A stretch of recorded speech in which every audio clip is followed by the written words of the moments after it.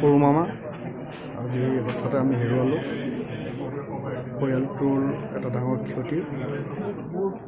মামাই আমাক সকলো দিশতে পৰামৰ্শ দিছিলে, পৰিয়ালটো আগবাঢ়ি যোৱাৰ ক্ষেত্ৰত যথেষ্ট অৰিহণা যোগাইছিলে আৰু ব্যক্তিগতভাৱে মোক সামাজিকভাৱে দায়বদ্ধ কৰাৰ ক্ষেত্ৰত, সমাজৰ বাবে কাম কৰাৰ ক্ষেত্ৰত উদগনি যোগাইছিলে।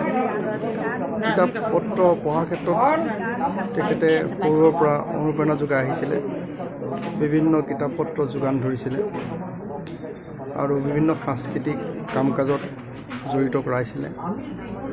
সামাজিক অনুষ্ঠান প্ৰতিষ্ঠানত তেখেত জড়িত হৈ আছিলে। নিজে বহুতো অনুষ্ঠান তেখেতে জন্ম দিছিলে, গঢ়ি তুলিছিলে। সমাজৰ এজন দায়বদ্ধশীল ব্যক্তি হিচাপে সমাজৰ বাবে বহু কাম কৰি থৈ গৈছে। আমি পৰিয়ালটো সংঘবদ্ধভাৱে একেলগে কাম কৰাত তেখেতৰ পৰা বহুতো অনুপ্ৰেৰণা পাইছিলোঁ। আমাৰ সৰু মামা আমি হেৰুৱাই অতি দুৰ্ভাগ্যজনক আমাৰ বাবে।